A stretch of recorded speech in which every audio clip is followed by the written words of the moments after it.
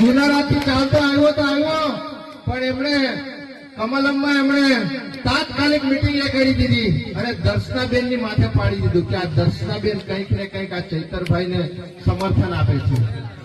સાચી વાત ને? અરે ભાઈ, જે મુદ્દો છે એ મુદ્દો તમે ડાયવર્ટ ઉકેલવા કરો છો.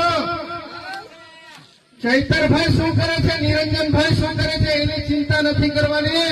તમને અહીંયા ગાડી ખુરશી પર ધારાસભ્ય દર્શનાબેન ને બેસાડ્યા છે, સાંસદ સભ્યને 30-35 વર્ષથી બેસાડ્યા છે. આ રસ્તો બનાવવાની જવાબદારી તમારી છે, કેમ કે સરકાર તમારી છે. આજે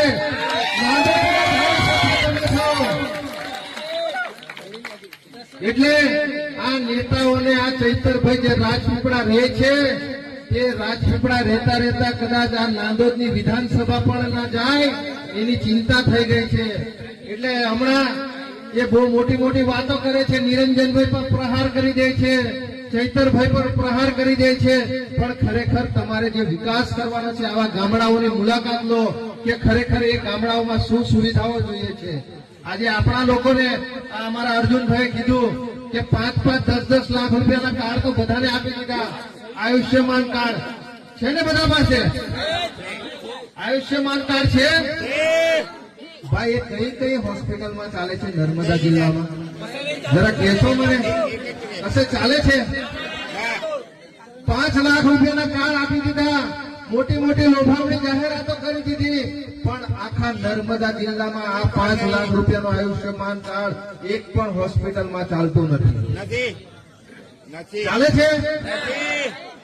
આજે ડેડિયાપાડાનો વ્યક્તિ હોય કે સાતપાડાનો હોય કે આપણા રાયપરાનો વ્યક્તિ હોય, કોઈને સાપ કાઢી ગયો હોય, એ ભાઈ રસ્તા પર એક્સિડન્ટ થયું હોય, કોઈ દવા પી લીધી હોય, કોઈને કેન્સર જેવી ગંભીર બીમારી થઈ હોય, તો એ લોકો અહીંયા ગાડી રાજપીપળા સિવિલ હોસ્પિટલમાં જાય છે અને ત્યાં ફક્ત પાટાપિંડી કરી અને એમને બરોડા રેફર કરવામાં આવે છે.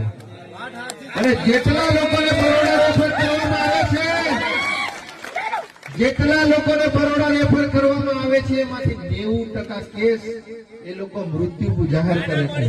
અને મરેલા આપણે એમને અહીંયા ગાડી ફક્ત અંતિમ સંસ્કાર કરવા માટે લાવવામાં આવે છે. સાચી વાત છે ને?